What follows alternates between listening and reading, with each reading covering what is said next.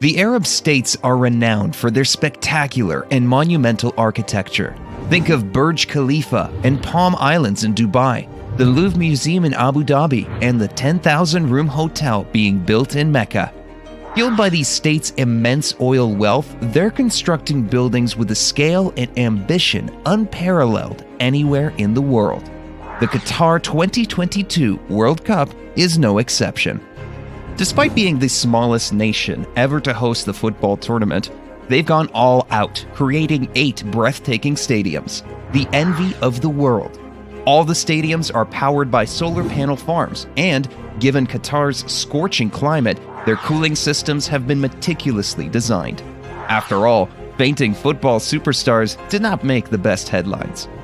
In fact, Qatar's dedication to sound environmental practices earned all the stadiums 4 or 5 stars from the Global Sustainability Assessment System. It's all very impressive. Let's take a tour around these 8 modern marvels. We're exploring how they were made, what they cost, and the unbelievable story behind each. Al Bayt Stadium. The first and perhaps most instantly recognizable area is the Al Bayt Stadium, located about 35 kilometers away from the Qatar capital of Doha. It can hold 63,000 people. It's the second biggest of all the stadiums built, and indeed, it towers over the surrounding landscape. After winning its bid to host the World Cup in 2010, Qatar set about building their vision. In 2015, they awarded Dar Al Handasa, a Lebanese construction company, the contract to design and build the stadium. Their vision drew inspiration from the traditional tents of the nomadic Bedouin peoples of Qatar, known locally as Bayt al-Sha'ar tents. The name was also given to the stadium. The walls billow in and out, echoing the flowing fabric. Such tents are ideal in the hot desert climate. However, the Al Bayt system features a slightly more high-tech solution. A colossal, retractable roof will cool the interior, helping to manage the scorching Qatari temperatures. The tent-like structure also shades the pitch. This clever design work earned the stadium several sustainability certifications, including a 5-star GSAS rating. But the stadium is more than just a football arena. You'll find a 5-star hotel and shopping center inside its massive walls. These luxurious hotel suites and rooms all boast balcony views of the football field in a breathtaking display of opulence. It's like no stadium on earth, aside from its siblings built for the World Cup. The stadium is planned for 8 games, including the opening match. However, once the tournament is over, the upper tier of seats will be removed and given to developing nations. It's a bold gesture that will reduce the stadium's capacity to below 32,000, a more manageable number considering the local city of Al Khor has a population of only 202,000. Al Janoub Stadium. Established in one of Qatar's oldest neighborhoods, Al Janoub Stadium was designed by the renowned British-Iraqi architect Zaha Hadid, famous for the London Olympics Aquatic Center and Beijing Daxing Airport. Sadly, Hadid died in 2016 and never witnessed the stunning postmodern and neo-futurist design she conceived. It wasn't merely a futuristic vision, however. The swooping, frilled curves are meant to mirror the sails of traditional dhow boats used by pearl divers to weave through the tumultuous currents of the Persian Gulf. It's not hard to see the similarity. In fact, the curvilinear roof gives spectators the feeling of being on a ship, and the bowed beams holding up the roof also resemble a ship's hull. It's a beautiful nod to the seafaring history of Al Waqra, the city where the stadium is located. It also features a retractable roof and complex cooling system capable of reducing the inner temperature to as low as 18 degrees. Like all major developments, the 40,000-seater stadium was conceived as part of a wider project. As the architects explained, the stadium was designed in conjunction with a new precinct so that it sits at the heart of an urban extension of the city, creating community-based activities in and around the stadium on non-event days. It's a subtle nod to the issue which typically plagues such developments: with the sports complex also featuring swimming pools, spas, a shopping center, and schools, wedding halls, additional sports facilities, and restaurants planned nearby. The $700 million cost may not be in vain. Still, 20,000 seats will be removed after the stadium's 7 World Cup games. Ahmad bin Ali Stadium. The Ahmad bin Ali Stadium, better known as the Al Rayyan Stadium, sits on the site of one of Qatar's former major arenas. In fact, it's almost the same stadium, with 80% of the construction materials being reused or recycled. It's a masterclass of upcycling. Not that you could tell. Designed by Pattern Design, this 40,000-seater stadium features a huge media facade with a membrane that acts as a screen for projections, news, commercials, and tournament information. It's hard to comprehend the scale or the glimmering spectacle it creates on the horizon, miles away in the desert. With a price tag of $360 million, it's one of the cheaper stadiums built by the Qataris, but no less breathtaking. It is also one of the few planned to be used by a sports team after the tournament ends. The Al Rayyan Sports Club will call the stadium home, albeit with a reduced capacity of 20,000.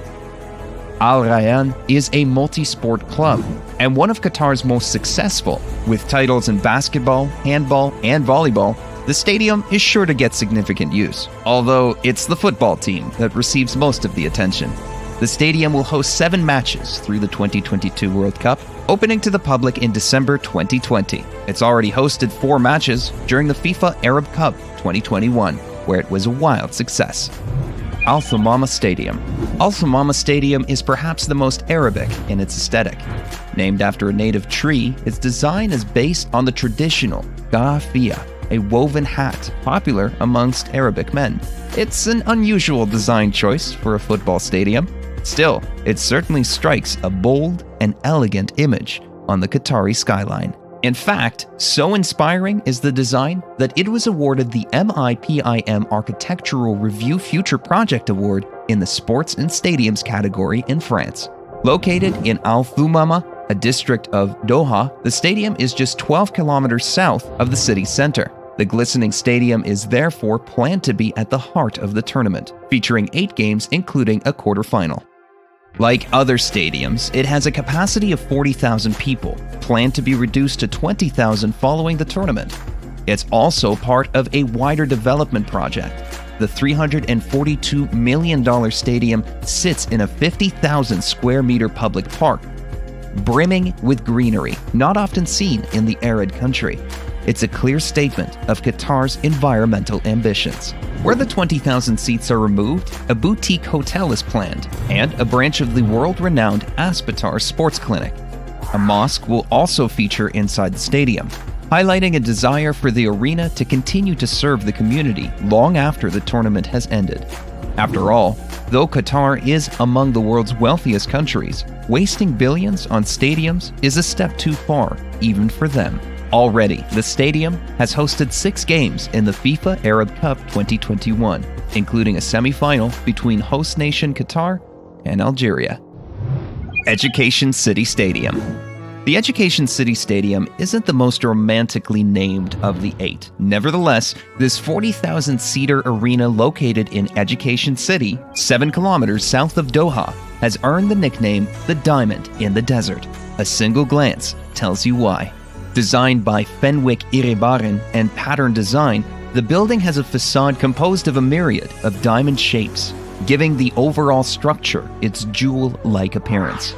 Indeed, these diamond patterns appear to shimmer and change color as the sun moves across the sky. Despite being the jewel in the crown of the Qatar World Cup ambitions, it's also among the most environmentally sustainable stadiums in the world, receiving a 5-star GSAS rating. In fact, 20% of the building's material came from green sources. Education City Stadium will be among the most prominent following the World Cup, built in the heart of Education City, which features satellite campuses of 8 international universities. The stadium will play host to the university athletic teams, retaining 25,000 of its initial 45,000 seats. The stadium will feature in 8 World Cup games, including a quarterfinal. Since its opening in early 2020, it's served as a popular arena for international football events, including the 2020 FIFA Club World Cup and 5 matches during the FIFA Arab Cup 2021. The $700 million stadium is certainly proving its worth. But with such an exorbitant price tag, the Qatari will be looking for other headline events to host going forwards. Khalifa International Stadium. Qatar's premier stadium is rightfully known as the National Stadium, named after Khalifa bin Hamad Al Thani, Qatar's former emir. It sits within a truly vast complex of sports centers, shops, and restaurants. The stadium first opened in 1976 and hosted the 1992 Gulf Cup, in which Qatar won for the first time. For the 2006 Asian Games, the stadium's capacity was increased from 20,000 to 40,000 seats, and a roof was added to cover the western side. With such an illustrious history, the Khalifa is the only World Cup stadium not being partially or fully dismantled afterwards. Although with a refurbishment cost of $374 million, equivalent to some of the smaller stadiums, it's hardly surprising. Home to Qatar's national football team, as well as numerous other track and field competitions, it's the best known and used stadium in the country. In recent years, it's played host to 6 games of the 2011 Pan-Arab Games, the 2019 World Athletic Championships, and 5 games of the 2019 FIFA Club World Cup, including the final. It'll be an exciting venue for football fans situated in Doha Sports City.